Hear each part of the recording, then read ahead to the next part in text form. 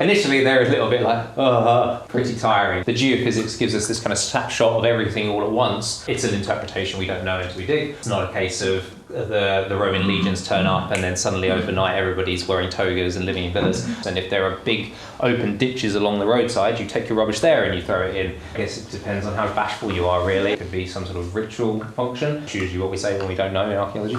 You're passing through a settlement like this and you're a Roman soldier. You have to constantly watch your back all the time. We're getting some unusual bits as well that has, it almost looks like somebody's imprinted stars on the side of it. That's a good one because I actually found a coinstone the other day. If I showed you everything now, you wouldn't come on the tour. Black Denarius is a very good band name, as I've been telling people. The coin's only about that big. I asked the students this. It means he's the best and greatest of all the emperors. So you get all of that off of one side of a coin. The Romans are very good at fitting an awful lot of titles through abbreviations onto coins. Come up and see it.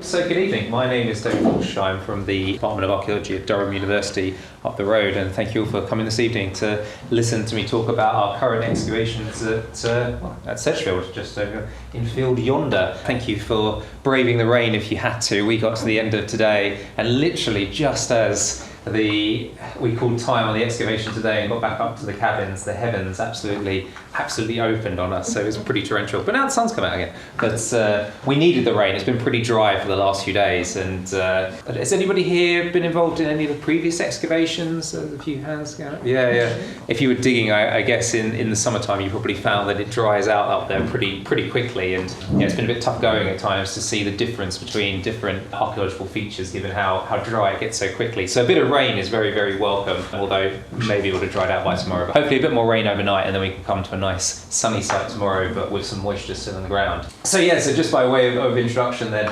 So the team on the excavation, before I get into the details of it, I myself, as I say, David Walsh, I lecture in Roman Archaeology at Durham University and have worked on Roman Archaeology now for many years. It's kind of my area of research interest. And I've also worked quite a lot in the world of commercial developer-funded archaeology. So I've done an awful lot of field work over the years as well. So this is a perfect project for me to be working on. But I'm also working alongside my esteemed colleague, Sarah Semple, who's co-directing alongside me. And then we also have Sophie Layla, who is undertaking the community engagement side of the project. If you've come up to join any of the tours or if you've been volunteering at all, you would have met Sophie. And then alongside us, we have the wonderful expertise of Jamie Armstrong and our other colleagues from Durham University Archaeological Services. So Jamie himself has worked on this site many years ago, and so he's very experienced field archaeologist in general, but also in terms of Sedgefield. But then we have a whole range of other people from Durham Archaeological Services working alongside us as well, including some of our interns, so some of our students who are currently between the end of their second year and going into their third year, taking a year out to spend time in working in the archaeological industry with archaeological services. And then alongside us, obviously we have, it should be over 100 students, but usually most days we're around about 80 odd in terms of capacity, but it's still an awful lot. But it's quite nice for them, so then they get to meet the interns as well, who are a couple of years ahead of them and can talk to them about their experiences working, as I say, in developer-funded archaeology, what they think it's like. But so that's the core group of us that are working up at Sedgefield alongside our students. Many of you, hopefully, will be aware of where Sedgefield is, but Sedgefield is located on Cayes Road, a Roman road which runs from Brow and Humber up via York being a major Roman town and later a late Roman capital, at least in the latter part of the Romano-British period. So a very, very important location. Some of you who probably know your Roman history will be aware that it's where the likes of the Emperor Septimius Severus died, where the Emperor Constantius Chlorus died, and where Constantine, the first emperor to embrace Christianity, was raised up to being an emperor.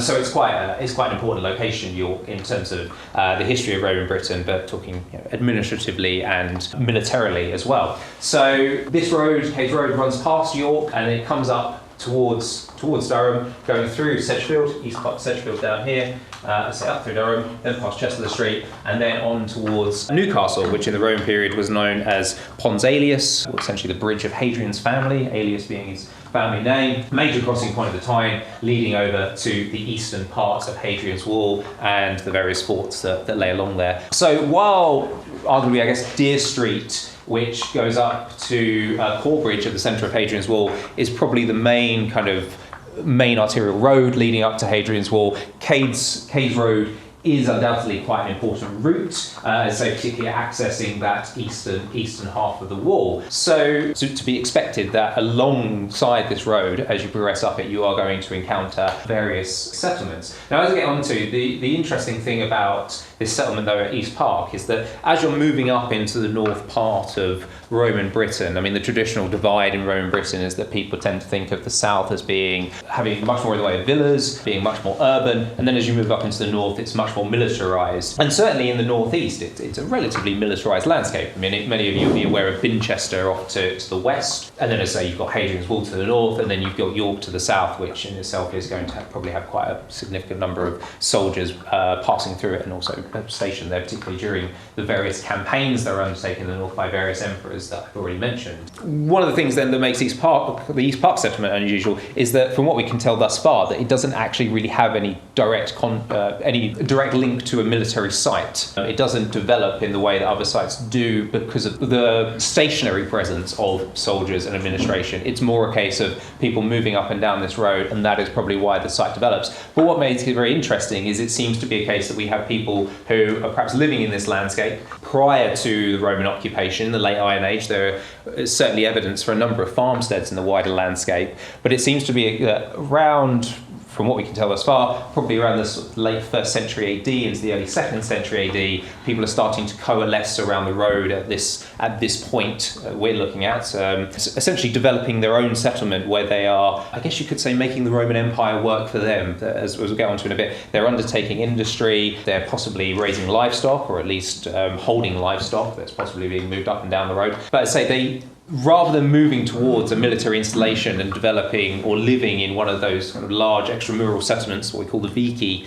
around these military sites, places like Binchester, they're kind of staying relatively close to where there's already been Iron Age occupation and developing their own settlements. So what we can see so far here is quite a substantial amount of agency on the part of local people, as I say, rather than, as I say, necessarily being something directly linked to a military site, despite the fact that we're in what is, in the surrounding area, a relatively militarised landscape. So this zooms in just a bit to give you a bit more detail. So here you've got Cades Road running up towards Sedgefield and then beyond up towards Chester Street here. Some of you might be aware that Durham, back in the late 1940s, early 1950s, a supposed villa was excavated. It was a bathhouse. Unfortunately, that area, what is now Old Durham, was later essentially pummeled by, I think it was gravel extraction, but the whole area has probably been mined out now. But Ian Richmond, formerly of University of Newcastle / Durham, excavated there across several seasons, and supposedly anyway, Old Durham is the site of the most northerly villa in the Roman Empire. So the road, almost certainly, Cades Road, runs up and then goes past Durham, up Chester Street, past that site. As I say, we've now lost the site, unfortunately, but they'll follow that through all the way up to, as I've already mentioned, up to Pons Aelius, the bridge across the Tyne. So here we have the modern town of Sedgefield, and this is, as I'll show in a moment, the geophysical survey showing the more detail of the archaeological features or potential archaeological features we've identified. But so far this is the kind of limit of our knowledge of the settlement. As I was saying to some people earlier, as you move out towards here, certainly as you move under the modern town, there are going to be, I would have thought, there would have been occupation stretching under the modern Sedgefield. It certainly runs off to the northeast. We don't see it so much on the western side of the road. We see it stretching out a bit. This purple line here, this is Cades Road running through here, so this purple patch here is the extent we know of the Roman settlement. As I say, as you get out this way towards the west, there's not so much. That might be, though, possibly related to the modern road running through, so certainly there might have been more evidence over here, but obviously Hardwick Park has also been landscaped as well. I'll come back to possible future endeavours, but it'd be very interesting to move out a bit more easterly in future to see what is going on as you head towards the modern town of Sedgefield. I know some people in this room are probably aware of a few people have said to me that have come up to the site about a supposed mosaic that was found that during the development, I think it's probably, maybe in this area up here, that was quickly covered over by the houses. That nothing recorded as such, but again, I would be very surprised if there isn't more in the way of evidence for the Roman settlement stretching out under the modern town.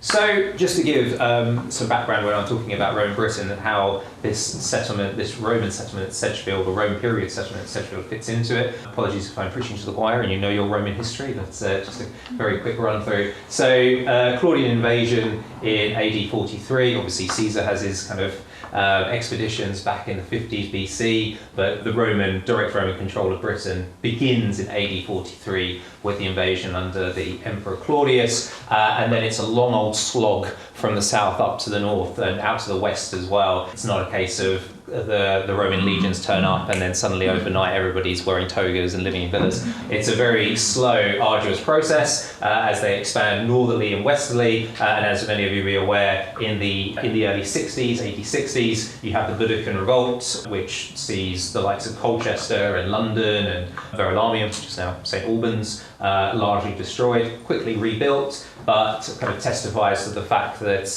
as I say, the Roman occupation of Britain it's not a case of the Romans turn up and then everybody suddenly is embracing it, that it is we don't always have an awful lot of evidence for it. Sometimes in the histories there are allusions to it, sometimes we have bits of information that are incomplete, but really throughout the history of the Roman occupation of Britain, we can see that there are various difficulties, there are various problems, particularly in the northern part of the province, that keep requiring the attention of the military. I mean, the amount of military that's actually stationed in Britain relative to its landmass in the Roman Empire is actually slightly bonkers. I can't remember off the top of my head. It's something like, I think it's like 14% of the Roman military. For what is a relatively small province, it requires an awful lot of military attention for duration, and it's almost one of those things where you wonder whether or not Nero supposedly thinks about just pulling out of the whole thing, but kind of their pride won't let them let go of it. And then later on it's quite important in terms of supply to the northern frontier, but in any case, as I say, there is this kind of repeated issues that we see throughout history. So the famous governor Agricola, whose son-in-law Tacitus writes a biography of him, so we know an awful lot about Agricola's life and his governorship of Britain. He has various campaigns in the north up into Scotland, and then eventually has to draw back from that in Wales, and then in the first part of the 2nd century AD is when Hadrian's Wall is constructed. And so that doesn't really define the limit of the Roman province. The Romans don't really conceptualize it in that way. We don't really need to get into the weeds of what Hadrian's Wall might have been used for today. That could be several hours worth of lectures. But in any case, that kind of demarcates at least what people tend to think of as being the frontier. That does shift in a couple of decades later with the construction of the Antonine Wall. They go further back up into Scotland, and then very briefly, again, maybe only a period of about 10, 20 years on the Antonine Wall before they're back down to Hadrian's Wall. The latter part of Roman Britain is really, from about the 3rd century onwards, becomes a constant story of various usurpers. Britain becomes a province that's very fertile for people who decide they want to be a Roman emperor. Partly that's because of the amount of military that are stationed here, because essentially the army are the people that often make the emperors. It's the armies that will choose, and I say armies because it's plural, Roman armies. You have these armies dotted around, and they tend to raise up their own generals to be emperors because they think it's going to serve them well. So really, from particularly the latter part of the 3rd century, you have Carausius and Electus, then you have Constantine, who's the most famous of them, popping up down here, who himself is a usurper, just a very successful one, Magnentius, Marcus, Gratian, Constantine III. There's an awful lot of them. Quite a lot of these guys, as I say, are conducting campaigns as well in Britain. They often seem to be campaigning in the north of Britain. We also have information about quite important generals being sent over to deal with issues, particularly in the north of Britain. What exactly is going on, we don't know, but we just get these bits of information in the histories. So Sedgefield, in terms of the occupation, fits into that kind of period of round about the construction of Hadrian's Wall through to, from what we can tell, the 4th century. So I'll come on to the history of excavations in a moment, but previous excavations found a coin dating to the reign of Domitian in the late 1st century. It's quite a nice looking coin, so it suggests it didn't circulate for too long, but most of the coinage that we've had so far from this year's excavations has been around the first part of the 2nd century, as Hadrian's Wall is being, probably around the time Hadrian's Wall is being constructed. So that kind of fits in when we think about people in the wider landscape coalescing around the road, making a living off of the traffic that's passing up and down as they're constructing Hadrian's Wall, and particularly with York probably being an important sort of node in the military network and that connection between York and the eastern part of Hadrian's Wall. You're going to have an awful lot of traffic moving up and down, not just the soldiers, but administrative staff, but all the people that come with soldiers. Soldiers don't move around on their own, they have families, they have slaves, there's merchants, etc., etc. Lots of people probably moving up and down Hayes Road, and I'd say around the time of the construction of Hadrian's Wall is at least from what we're seeing, from the information we're getting out of our finds, when the settlement's starting to take off. And then there is, based on previous excavations as well, occupied all the way through to the 4th century. We do have a coin of Magnentius, this usurper in the mid-4th century, from a previous excavation. So there's certainly people active around Sedgefield into the mid-4th century. What the extent of that activity is difficult to tell. Say it stretches for most of that, the open fields over there, pretty much there's evidence for Roman period occupation all the way across, what we can see on the geophys. That doesn't mean to say that everything there is existing all at the same time, all the way through several centuries. People could be moving up and down the road. There could be more activity going on away from the road and then closer to the road. I mean, it's always going to be kind of coalescing around the road, but I'd say that might be shifting over time. Because from what we can tell, this is, when we think about things, we talk about the Roman period, and it can seem like a short period when you say it, but you're actually thinking about several centuries. It's a long period of time, so people could be moving around quite a bit in this area. So I'd say that comes through to the 4th century. Roman Britain, we give this traditional end date to of AD 410, when the Emperor Honorius supposedly tells the people in Britain that you're on your own. There's all kind of debates about that, and certainly now there's a lot of archaeological evidence to suggest that aspects of what we consider material cultural markers of Roman identity and Roman practices are continuing in Britain beyond that date. Some of you might be aware of places like Chedworth, the villa there, where they've now ascertained that there seems to be a mosaic being laid probably around about the mid-5th century, so several decades after Honorius says that the Britons are on their own.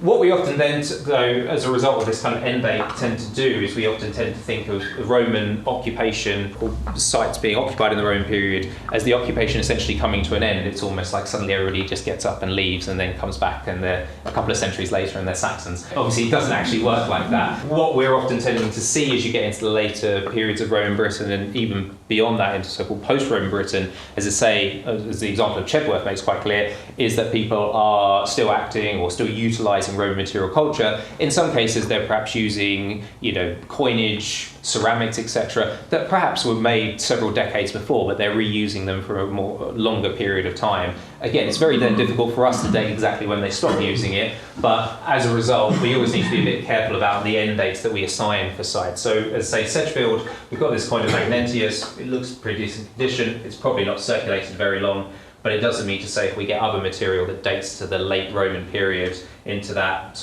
late 4th century or even early 5th century, that we're not looking at material that might have still been used even beyond that. So we also have to be careful about, as I say, the end dates that we assign for occupation. But generally speaking, I say this period of certainly the sort of turn of the 2nd century, early 2nd century through to probably about the mid-4th century is when we're getting most of our evidence, and most of the evidence we're getting thus far is probably on the earlier end of that. Previous excavations and initially how did we come to know there was a settlement here? So in the 1990s, the site was identified through aerial photography. You probably can't see it very well in this image now, but it's very clear in various aerial photographs that you can see basically the outline of the archaeological features quite clearly. As always with these things, it depends on the time of day, time of year that you're looking, but it is very obvious that there is a substantial settlement that stretches out across the East Park Field. So in 2002, as many of you will be aware, Time Team came along and did their excavation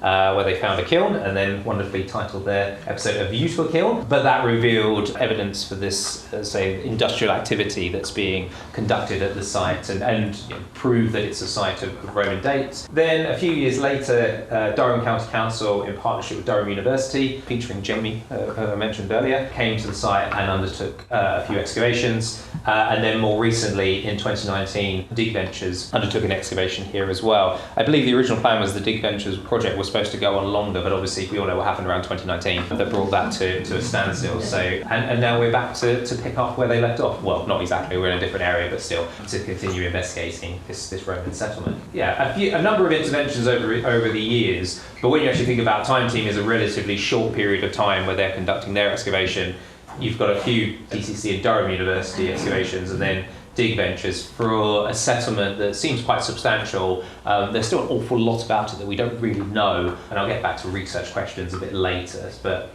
we can build up a good understanding of aspects of the site, but as I say, there's still much to be uncovered and understood about the East Park settlement. So this is the geophysical survey that was undertaken by Durham Archaeological Services. I should always say that geophysical survey, this was mainly done with magnetometry, so it's picking up differences in the magnetic signals coming out of the earth. They are always interpretation though, they don't actually replace excavation in terms of we still need to excavate to characterize things. Somebody has got after they've done the magnetometry survey or resistivity survey where it's shooting electrical current, but what you'll get is lots and lots of lines on the screen, and somebody has to interpret that and work out what they're possibly looking at.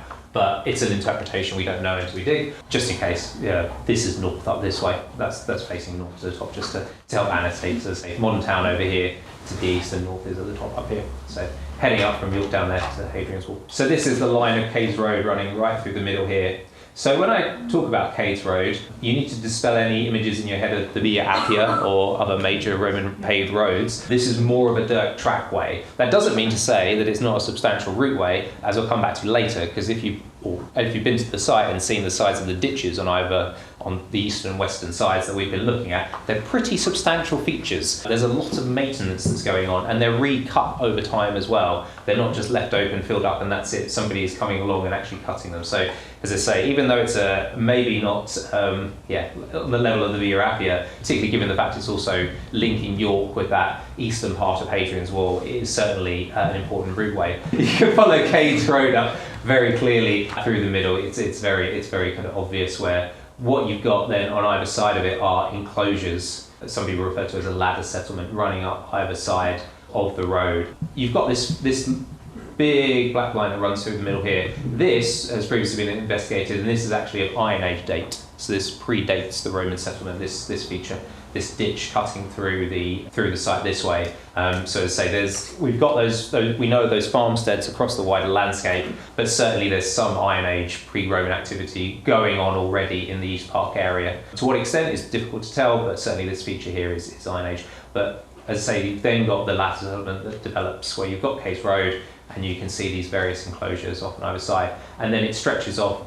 This is towards the modern town of Sedgefield, so you can see the modern houses over there. But say, particularly as you move off to the east, and particularly to the northeast, there seems to be quite a lot of enclosures up there. There's a lot more activity up there. So where we are is just, this is one of the modern fence boundaries here. So we're just in this bit here. So we're clipping these enclosures, as you'll see in a moment when I bring up the images of the trenches. But it's this area here that we've been focusing on, catching the edge of the enclosures on either side, and those roadside ditches that demarcate the road, but also the enclosures next to them as well. These are the sites of the previous investigations. This is an image from Durham excavations in the late 2000s, and just to give you an idea of where it's very difficult to read on there. But so we're around here. This is where we're excavating now. These were previous Durham trenches here. Jamie was involved in these. I think it was one of the ones over here where he said they didn't find an awful lot, so they found a bit of a gap there. And then this was the Dig Ventures excavation down here in that big Iron Age linear feature running across the site. But as I'll come back to in a second, some of these trenches around here did produce some very interesting finds. Well, particularly interesting structures as well. So in terms of what the previous excavations have actually established about Sedgefield, or Roman Sedgefield, as I say, what we're looking at seemingly is a number of enclosures running alongside Cades Road. They seem to be timber frame buildings. We're not getting much evidence, well, we haven't previously had, nor are we getting this year, much evidence for masonry structures at all. So in terms of archaeology, it's, as I was mentioning earlier, particularly with the fact that it dries out quite rapidly, it can be a bit tough going, because where we can see those really large features, those large ditches, certainly there are going to be things like post holes and other kind of structural negative features, things that are dug into the ground where you put your post in or you put your frame your structure, which require a bit more refined exploration, really. And so the students are really getting to grips with their troweling and cleaning as a result. Which initially they're a little bit like, but once you actually start to see it come through, then you realise that what the purpose it serves. But as any of you know, that when you first start doing archaeology and you have to trowel a big area, it can be pretty tiring. But then once you see the archaeology starting to appear and understand why you're doing it, then it becomes apparent what the motivation is. But as I say, yes, there's certainly thus far we're looking at timber frame structures, and I think there's nothing to suggest this year that we're going to get anything that's any masonry structures at all. So continue with that. Evidence for craft activity, including pottery kilns and metalworking. Again, as I'll come back to in a moment, the finds that we're getting this year and some of the features that are coming through this year, again, speak to this kind of activity. Internal divisions among the enclosures, perhaps indicating animal husbandry. So, I mean, to link it again to this year in terms of finds, we're getting animal bone, but we're not getting it in a tremendous amount. That might be because, one, we're not looking in the right place, but it might also be a case that if people are keeping animals here and they're moving them up and down the road, particularly towards Hadrian's Wall and supplying the military, then it's probably easier to move them on the hoof than it is to butcher them here and move them. That's hypothetical, we don't know, but you've got these large enclosures. I mean, today if you go to the field, you'll see many sheep running around, so it kind of stands to reason, or it seems quite logical, that one would expect that there would be some animal husbandry going on in antiquity, even if they're not supplying the military, even for perhaps their own needs as well. But as I say, we're not getting tons of animal bone at the moment, but that's also perhaps because the surprising thing here is there is very little evidence for any military presence or direct military involvement. Previously, I think it was in the time team excavation, they found part of what they think was a Roman helmet, so it suggests maybe somebody stopped off to get their helmet repaired and threw away bits of it. But in terms of actually any consistent military presence, we're not really seeing much at all. I mentioned earlier about an interesting structure that was uncovered in the previous excavations just around here. There is this structure that is very interesting in the artist's reconstruction here, because it's a timber frame building like all the others, but it's quite large. It does have a palisade around it, and it has an open area in front of it as well. And this is the various phases of it as well. So it's got various phases of activity. It's quite a large enclosure as well, 25 metres squared, but it's encircled by a ditch, and then a second ditch is dug, and seemingly a palisade is added as well. It neighbours a large open area. Now, what purpose this building served is unclear. There are various suggestions as to what it could be. It could be some sort of ritual function. That's usually what we say when we don't know in archaeology. It's also quite possible that it serves some sort of perhaps administrative function as well. I mean, to be honest, it could be multi-purpose, and also, as always with these things, it doesn't necessarily have had to serve the same purpose throughout its use. But it does seem to be very prominently positioned. It seems quite substantial, and it's got this open area. So if there is any sort of like market activity being conducted, perhaps in that open area, then perhaps this building is somehow connected to that, and perhaps has some sort of official function. But in terms of what purpose it served, it remains open to interpretation. So this was unfortunately not a find from this year. Hopefully you'll find something comparable. It would be wonderful if we did. You can see this vessel in the story in Durham on display. But this was a copper alloy vessel dating to the 1st century AD. It was already 150 years old when it was buried. So it's got it was produced in the 1st century AD, but it's buried a long time afterwards. It's got tin mixed into its makeup in order to make it more shiny. Other vessels have been found in like St Albans and Newstead that look quite similar, and it's got a long gash down one side, which suggests that it's possibly been ritually damaged. But this is probably the standout find of previous years. Again, the joke is that we don't really understand why it is the way it is. We call it ritual, but it is a remarkable vessel. It's got this. I'll switch around to the other side. Maybe hard to see, but I would suggest going to the story in Durham, the county archive, to have a look at it where it's on display in their little museum. But it's got this face on it here, incredibly well made, and as I say, it's in terms of the person who's produced it or people that have produced it, they've even mixed in other material to make it even more shiny. So it's clearly something, and it's been deposited whole, even though it has this damage to it. If that might possibly be ritual, very unusual, interesting vessel. But again, what purpose it exactly serves, we don't know. But it's fascinating piece. So in terms of what we wanted to know, there's a long list of research questions here that I won't go into too much detail on. Just to kind of sum up, so plots and enclosures, how did they develop in relation to the road and each other? kind of want to know, to what degree is this a planned settlement? To what degree, it looks when you look at that image on the geophysics as though it's quite structured, but is it actually that structured? As say, the geophysics gives us this kind of snapshot of everything all at once, potential archaeological features all at once, but is it a case of, are those enclosures, is one enclosure developing and then being abandoned, and the one next door is developed and then abandoned, or are they all, are they seemingly all developing around the same time? So how does it, or is it a mixture of planning and more sort of ad hoc development? So this ties into the next point, when were they in use? I've talked about chronology and trying to tighten that up, and how their own individual parts of the site change over time within these enclosures. How does it relate to the broader Iron Age and Roman activity in the environs of Sedgefield? As I say, I guess from the evidence that we've got so far, and I'll show some finds in a second, at least the evidence that we're getting so far suggests this kind of real development in perhaps the early 2nd century, which I'd say ties to this idea of increased traffic between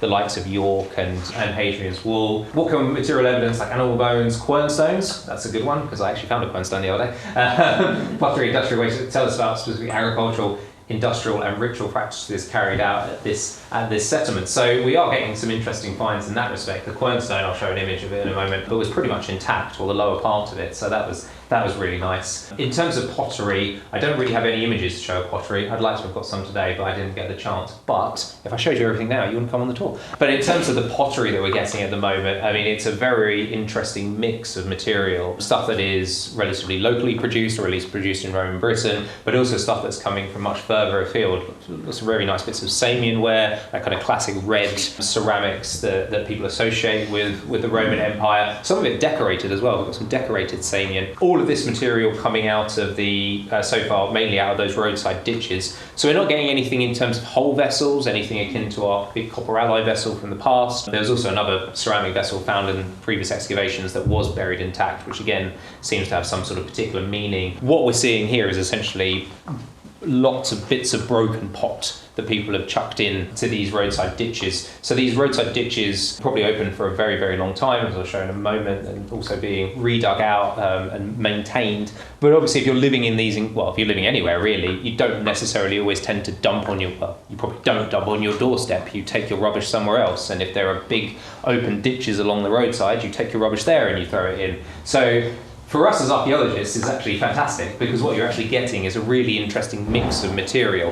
Whether or not that's coming entirely from the people living in the enclosures, or whether it's coming from the traffic going up and down, it's probably a mix. But in terms of the mixture of material, the variation of material, it's really, really interesting. And we're even getting some bits of pottery out that we don't really know how to characterize. There's that bit of pottery that it almost looks like somebody's imprinted stars on the side of it. And I've never really seen anything like it before. I don't think you have either, Sarah, right? So it's we're getting some unusual bits as well. But again, it's a fragment. It's not a whole vessel, or a whole vessel that's been fragmented. It's just bits and pieces, but a really kind of interesting mix of different ceramics. And as I say, we're getting some animal bone as well. We're sort of thinking about evidence of zoning. Again, this kind of ties back to how organised the settlement is, how are certain areas specifically used for specific uses. Talking about economic differences between different areas, so I'm not going to go into the weeds and all of it, but also trying to apply some more kind of refined archaeological science approaches, looking at faunal remains, looking at macrofossils. We've got one of our colleagues who works in environmental archaeology coming out tomorrow to talk about sampling strategies and also talk to the students about it as well. Because I guess the thing to bear in mind is when we're doing an excavation like this is that we have a whole load of research questions that we'd like to answer,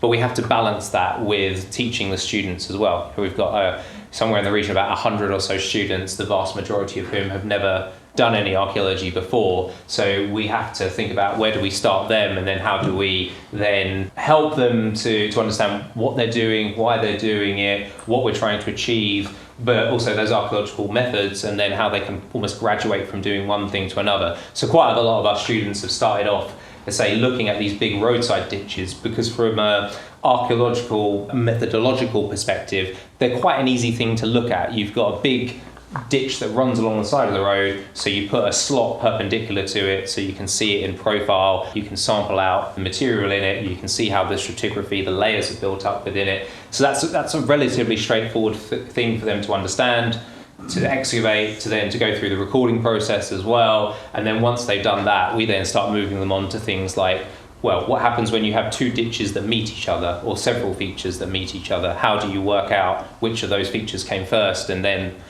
what is the sequence? How does that build up? So it's a bit more complex. So in terms of kind of getting them to kind of kick up through the gears of archaeological investigation, that's what we have to balance with as well. So we have all these things that we'd like to know, but at the same time we have a large workforce and we can make lots of progress, but a workforce that are learning as they're going as well. So we have to balance that. In terms of the trenches for this year and how we've laid it out, as I say, this is the modern boundary, fence boundary. So we have these 3 trenches that are all quite close to each other. If you come to the site, it's very handy because what you'll find at the nearby gate is 2 trees. These 2 large trees, Cades Road runs through the middle of them, essentially. And so it goes up through the centre, and then our trenches were designed or placed to catch the edge of these closures here and the edge of the road. So on the geophysical survey, these lines here, this line going through here and up here, this line on this side, these are these big roadside ditches, and they probably keep stretching on all the way up. Perhaps intermittently, as I say, this is, when you're looking at a geophysical plan, it's all interpretation.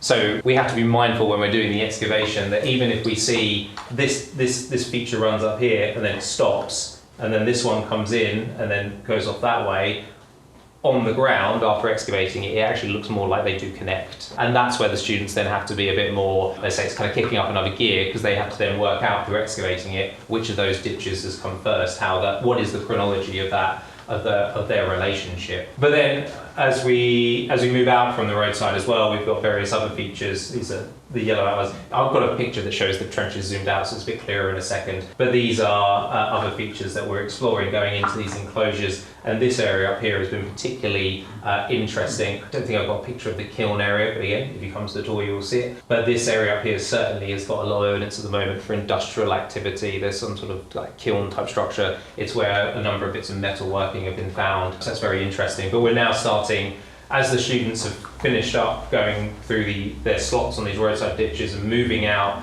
further to the east and to the west, we're getting also perhaps more industrial activity around this area as well. So this is a aerial photograph. So to say, Cades Road, these are our trenches here, and Cades Road runs through the middle of our bulk here. The intention being, as I say, to clip the road on either side. So as I said before, it's not a paved road, it is probably more of a dirt track. So archaeologically speaking, I mean, there's probably are going to find some evidence of it, but it's not going to be the metal.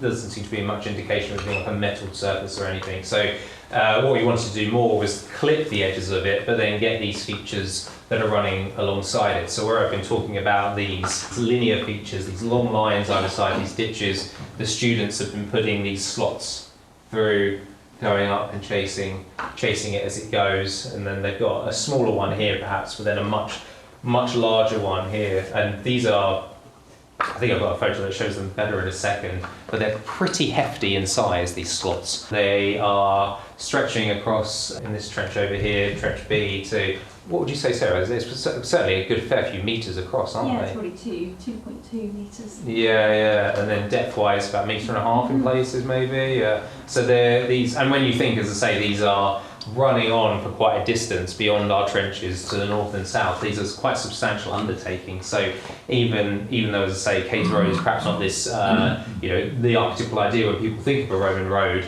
in order to maintain these, in order to dig these ditches, and then in order to actually maintain them, to dig them out again when they're being filled up, you need quite a bit of organised labour to do that. So again, I mean, it raises quite interesting questions about the organisation of the settlement and how it's developing, how it's being maintained, and in terms of population size as well, and who's involved in this. I think it raises some very interesting questions. And as I say, it's obviously can't really see very well in this picture here, but this area up here is a very interesting area. So what we're getting out of there is evidence for perhaps some metalworking. There's certainly been some nice bits of metal, particularly copper alloy, that have been found up there. But what we could see on the surface was evidence for burning, and as the students are taking it down, they're getting more and more in the way of evidence for, say, perhaps some sort of kiln structure. There's quite a lot of stone, a lot of limestone. Come up and see it. But I mean, they've done an absolutely fantastic job as well of excavating it. The students up here have had to be quite patient, because while the students down here have been doing these massive slots, which involves a lot of matting, a lot of shoveling, and a lot of wheelbarrowing, The guys up in this corner have had to approach it with much more finesse, you could say. It's not a case of they can't just whack it out. They've had to kind of go down in increments and be very careful with what they're doing. So they have to be work at I wouldn't say a slower pace, but in a different way, using a different approach, and that's started to really yield some interesting finds. But yeah, they've done a fantastic job of it. I mean, when I went over to have a look today at where they're at, I thought it was quite remarkable how well they've done. But all the students are doing really, really well. I mean, when you think about the amount of spoil they've shifted in just over a week and a half, is actually quite tremendous. Switching on to finds. Initially, when we stripped the trenches, our metal detectorist that we work with, who works quite a lot with DCC, George came out and went over the spoil heaps and also went over the various features, because as many will be aware, it's best to make sure at the start, in terms of any potential finds, particularly in relation to metal finds, obviously the kind of relationship between archaeologists and metal detectorists, I think, is improving, and that's a good thing. And as I say, we collaborate with George quite extensively, but it's good to do a go over just to be on the safe side rather than leaving anything to chance. Because I mean, we already had, well, not so much in terms of breaking on the site, but somebody did try to break into our tool store the other week. So you've got to be cautious with these things. So George has gone around and did a once over the spoil heaps and over the features. Yeah, I mean, he found quite a good number of Roman coins, quite a few of them dating to the first half of the 2nd century. Many of them dating to the reign of Hadrian, most of those being sestertii. I've actually got a picture of those in a second, larger bronze coins. But he found this denarius. This is a silver coin, but due to a chemical reaction, it's actually turned black. And Black Denarius is a very good band name, as I've been telling people, so should copyright it. But yeah, it's remarkably well preserved. It doesn't seem like it's probably passed through that many hands before it's been deposited. We did find, I think this was one of the coins we found actually alongside several of those sestertii of Hadrian that were actually all in a kind of similar area, or essentially a concentrated area. So it looks almost like somebody has been going up Cades Road or down Cades Road, possibly with a purse of coins that they've dropped and not realised it until they're probably further down the road and then been very annoyed. The interesting thing there, though, is that the sestertii, but particularly this denarius, when we talk about silver coinage, this is not pennies. This is, it's silver coinage. So, it does speak to a certain amount of affluence of at least certain people that are going up and down that road. But it is so well preserved. I mean, I've zoomed in on it here, and it's a bit grainy. But if you actually hold it in your hand, you can actually read the legend on it so clearly. Does anybody here know who that is? Does anybody recognise the bust? Trajan. It is Trajan. Yes, he has a very clear profile. Once you know what Trajan looks like, you can recognise him on coins quite easily, because he's got a very defined image, whereas some other emperors kind of blur a bit in terms of it could be the one before or the one after, and particularly in the later Roman Empire it gets very difficult to tell. But Trajan has a very distinct profile. But it was so clear you can actually read all of his titles around the outside. So the Romans are very good at fitting an awful lot of titles through abbreviations onto coins. But it actually says IMP for Imperator, Traiano, his name, AUG for Augustus, GER for Germanicus to mark his campaigns in Germany,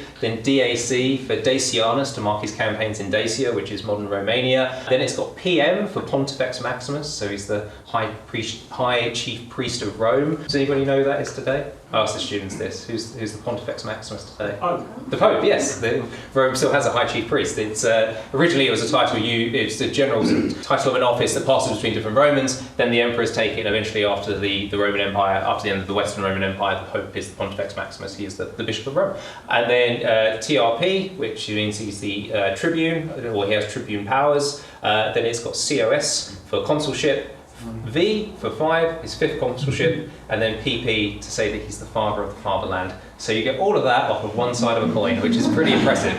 A man with a tremendous ego. And if you didn't think that was enough, on the other side, not quite sure who this figure is, a deity of some sorts. They're holding, this is kind of blown up and the resolution is sort of maybe a bit grainier to see. You can actually see this. The coin's only about that big, but you can see it very well. But you can tell I get excited by Roman coins. But this figure here has got a cornucopia in one hand, so kind of an image of a big like tube that has like lots of food and abundant, like to show abundance. And then there's an altar here, and they're pouring. They've got a dish where they're pouring a libation into it. So it's probably a deity. Off the top of my head, I'm not sure which one it could be, but yeah. But then it's got SPQR for the Senate and People of Rome, and then it says Optimo Principi. So the Optimus Princeps. Does anybody heard that title before? Anybody?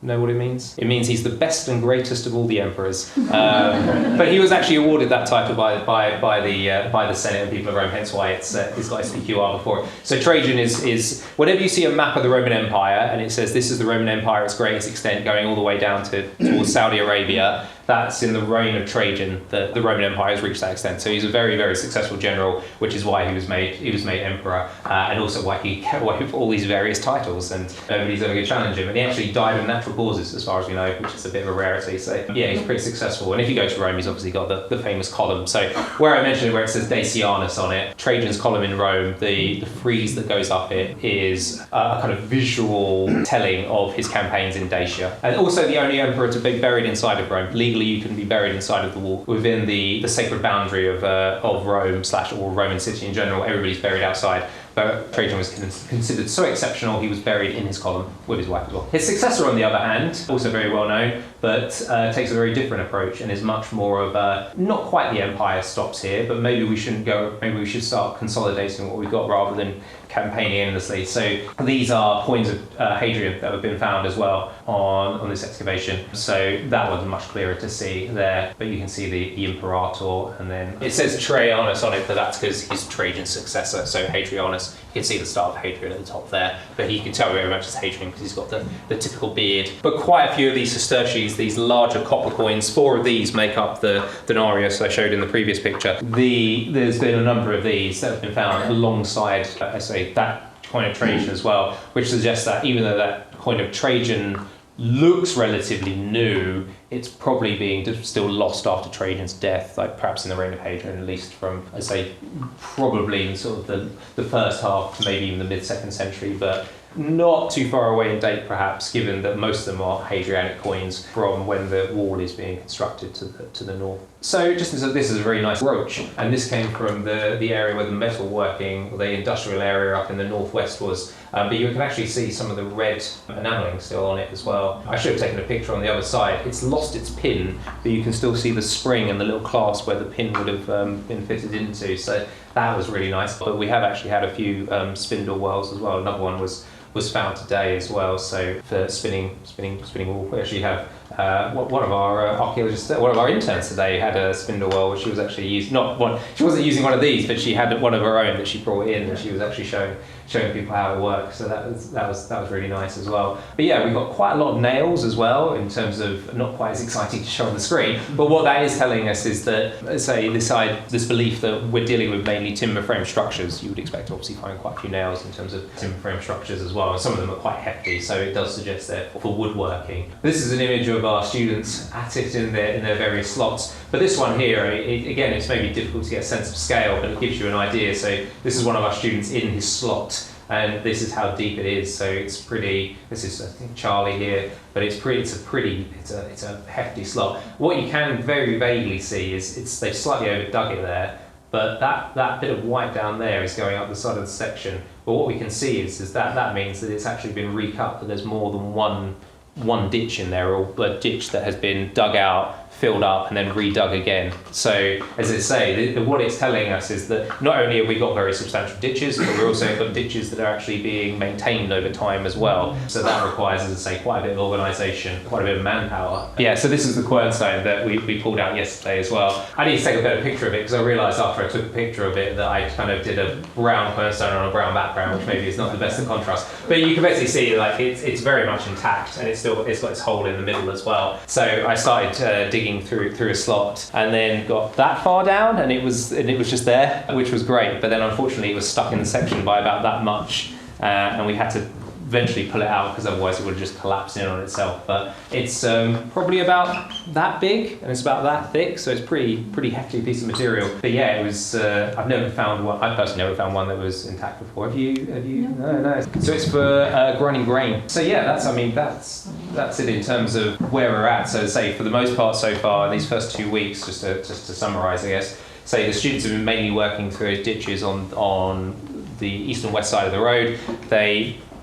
We're finding a lot of, like, quite a range of materials, say quite quite a lot of different types of pottery, things like the quernstone, quite a number of coins. I speak to a range of people from probably different strata of like Roman society and Romano-British society that are either living or at least passing through this settlement. We're also getting evidence for particular areas of industrial activity as well, especially in the northwest, or particularly on the west side of the road. We don't really seem to be getting so much on the eastern side in terms of industrial activity at the moment. So again, that kind of speaks to a difference in terms of how space is being used in the settlement. But what we're hoping to do over the course of the end of this week and across the last week that we've got next week is to keep moving out from those ditches into those enclosures. The students are now digging down into the features there, so hopefully we can start characterising what those enclosures were being used for, what was going on in them in greater detail, and hopefully get some more interesting finds. And then it remains to be seen, but we're hoping that possibly next year we'll be back again for another 3 weeks as well, so probably not in the same area. As I say, there's still a lot to be learnt about Roman Sedgefield, so thank you very much.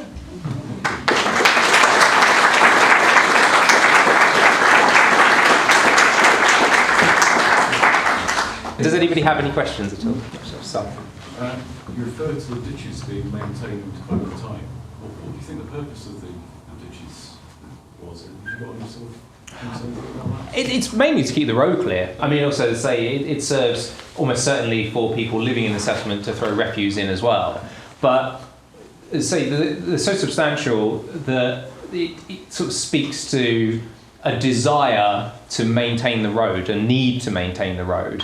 And I think the fact that this road, say, links York to that eastern side of Hadrian's Wall means that it must be quite an important routeway. So even though, as I say, we're not getting, it hasn't been previously, nor at least at the moment are we seeing much in the way of any evidence of a military connection, I would have thought that the Roman government would be keen that this routeway was effectively maintained, because if you need to move people between York and the eastern side of Hadrian's Wall, which almost certainly it did. I mean, I talked about like Septimius Severus, an emperor dying at York, Constantius Chlorus, an emperor dying at York. They're waging campaigns up into what is now Scotland. So they need to get up to the north, and they probably at times need to get up to the north quite quickly. So you don't want your roads blocked up by rubbish, and you want to make sure they're clear. And the fact that these ditches are quite substantial speaks to quite I would say a significant level of organisation to make sure that that road is being maintained for passage particularly probably between York and the frontier.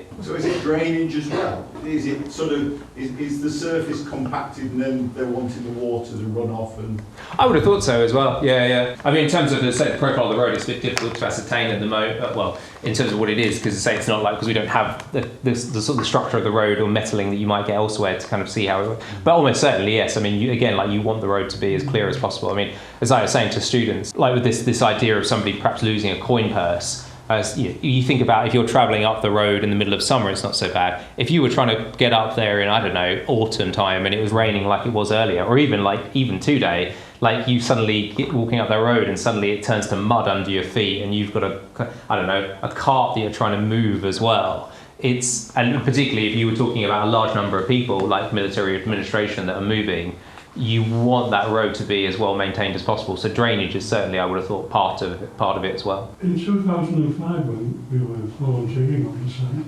it was almost implied there would be a military presence because of the strategic importance between Iberacum and Arbea. Yeah. And it was just the perceived that you couldn't find any evidence because it was under the town of Sedgefield. I mean, that's possible. I mean, I guess the counter-argument there would just be, why would the military presence be so far from the road? I mean, why did we not get... I mean, it might be possible that in future we do uncover something closer to the road. But again, like it's striking so far that there's nothing that's come up. I mean, even in terms of like the finds, though, you're not getting much that suggests that you're dealing with, say, a kind of an extramural settlement akin to what's around like Binchester or along the other sites along Hadrian's Wall. That's, again, it's not to say that there's not. It could well be that one day we do actually find there is evidence of a military connection. But thus far, the oddity is that it hasn't really appeared apart from tiny fragments. But then, to say that could just be a result of soldiers moving up and down the road rather than being fixed here. So remains to be seen. How rare is it to find a settlement without military presence like that, though, in the whole of Roman Britain? Is it quite rare to find somewhere like If you're in the south, then probably relatively common. Because I say the traditional kind of way that people break up Roman Britain is the south, or particularly the southeast, is more urban. It's where you get more of the kind of what we think of as towns. It's where you get more in the way of villas, and people tend to think of it as, I mean, even today, it's a different kind of landscape. And then as you're moving towards Wales, and then particularly as you're moving towards the north, people tend to think it as being much more militarised, and it is to an extent, because as I say, you have quite a substantial amount of military personnel stationed in Britain, and probably particularly as you're going towards Hadrian's Wall, that's more the case. And so from an economic standpoint, it kind of makes sense that people would gravitate towards the forts. And then certainly later on, in the later Roman Empire, it becomes a legal requirement that sons are supposed to follow their fathers in terms of their profession. So if your father is a soldier, then you would follow. So there's probably quite, if that's the case, we don't know how much it's enforced, but if that's the case, you would think quite a lot of people in the north of Britain have military connections in some way or another. In terms of whether or not Sedgefield is an anomaly in the north, to the extent that we know it's unusual, but there's been fantastic work that's been done in the last decade or so by the Roman Rural Settlement Project. So you can look at that online, and what that is a fantastic resource where colleagues at the University of Reading created this online map, which essentially they took all of where you've had this explosion of archaeological material or archaeological understanding through developer-funded archaeology since the early 90s. There's an awful lot of late Iron Age to Roman settlements, rural settlements, that have been uncovered through that, which are only published through what we call grey literature. So they're just reports that are written up, and then they're not published as a book or anything like that. But what they did was took all that information and put it together in this big map. So you can look at what we've come to realise. I mean, we knew anyway that the rural landscape of Roman Britain is far more occupied than people traditionally thought. But what that's demonstrated is there is so much more going on in the rural landscape than we thought. So in terms of what we know about the north, and particularly the northeast at the moment, Sedgefield is quite unusual to not have that military connection. That's not to say there aren't other settlements that are like it that haven't been explored or remain unknown to us. But as it stands, for the area that it's in, it seems somewhat unusual. You'd expect to see more of it. Is it true that 2019 that Roman remains were found outside the settlement? There is some evidence for funerary activity, but there's not been anything overly substantial. I think was it like one or two cremations? Yeah, I think it was a single cremation. Yeah. Deposit. Yeah. And that was in a plot boundary, so not a cemetery or a designated area for burial. So almost like concealed in the kind of occupied area. Yeah. So in terms of what they're doing, how they're disposing of their dead in Sedgefield, we don't really know at this point. That remains unclear on us. The first early period of Roman Britain, cremation's probably more common, and then inhumation starts to become where you're burying people becomes more common. But as of yet, I mean, we're really lacking in evidence for burial rites around Roman Sedgefield. So that's an interesting possible question for the future as well. Again, that could be something that's under the modern town. We don't know. Something else that remains to be seen. But a very interesting question. Where do you think the original people, like who were in Sedgefield, are from? Do you think they were travelling across the road, as you said, and just stumbled along there? I think initially, certainly, I think they're from this landscape. So we know that there are farmsteads in the surrounding landscape, very nearby. There's been several of them that have been found. So this is taken from David Mason's book on Roman County Durham. So this is the Roman settlement here. This is Case Road. But some of these dots are farmsteads from the late Iron Age. So these exist before the Roman settlement seems to develop. So I think what you've initially got is people that are living in some of these settlements. And as the Roman road starts to see more traffic coming through, they move and they settle around the road. Probably over time, the makeup of people living in Sedgefield might change.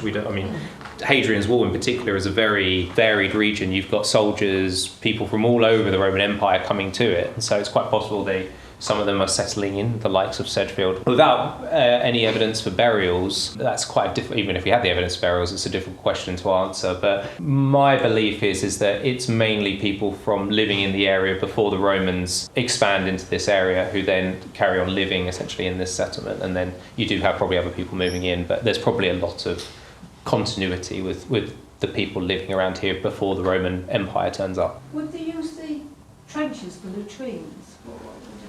The roadside ditches? Yeah. Possibly, I guess. I mean, Why they kept...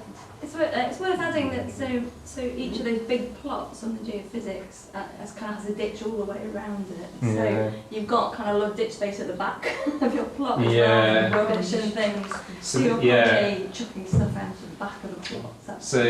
These kind of lines here, these are all possibly ditches that are enclosing. So you've got the big roadside ditches, but then you have other ditches coming off east-west from them, and then another ditch that sort of squares off at the back as well. So I don't know, I guess it depends on how bashful you are, really. Well, if you had travellers, if there were yeah. would you just go up the toilet on route, wouldn't they? So well, yeah, absolutely. I mean, it's, so we just having to chip it all in there. Yeah. Well, again, I guess it depends on where you want to stop and go. Really, that's the thing. It's I know it sounds it sounds abstruse, but I mean, it's also a tricky thing, really, because if you're on the move in the Roman Empire, a colleague of mine, James Gerard at Newcastle, is writing a book about travel in the Roman Empire, and even stopping at an inn is not particularly guaranteed of safety. You have to constantly watch your back all the time. You know, you have the mancios, or you have like official stopping points, which are maybe a bit more secure, but then not everybody can access them. And I don't know, it's I guess when you're going to the toilet is when you're at your most vulnerable. So it could have been just purple on as a woman. Yeah. It's a case of it's particularly if you're just travelling through a land you're not familiar with. If you're not local, it could be very, very dangerous. I mean, we don't say James's book. I don't know when it's due to come out. He's still working on it, but he said, like, you sort of think about these things, and you're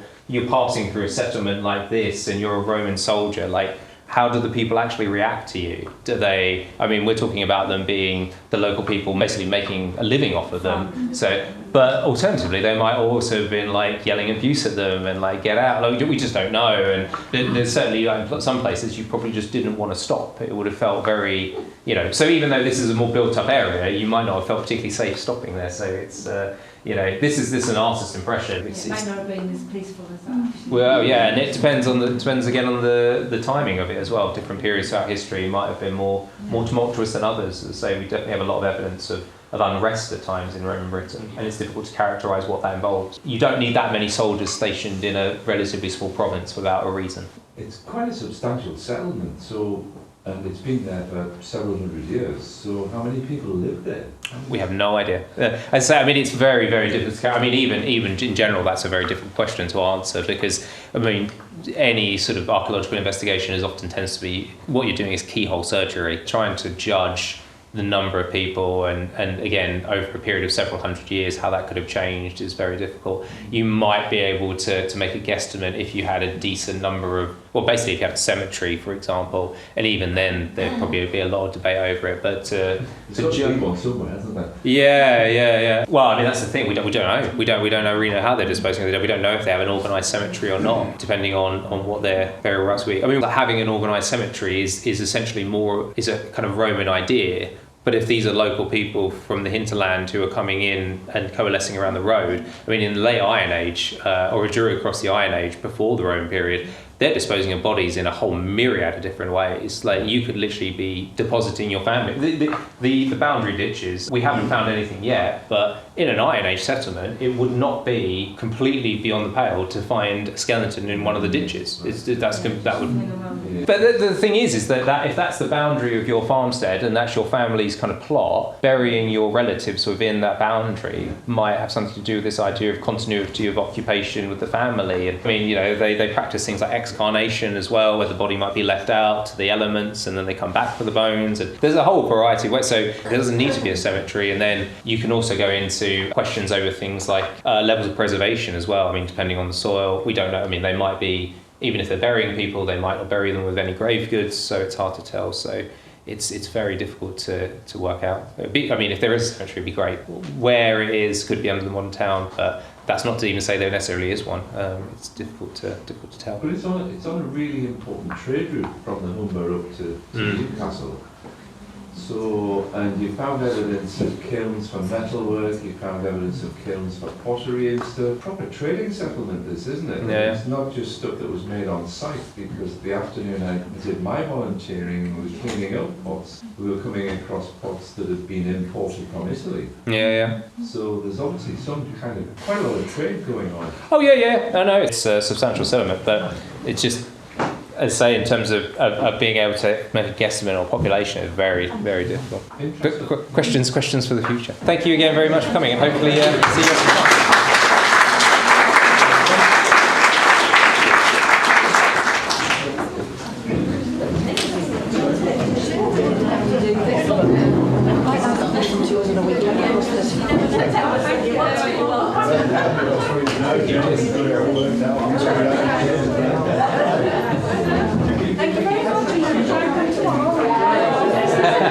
Interesting. I was just saying, it's not a shame you can't.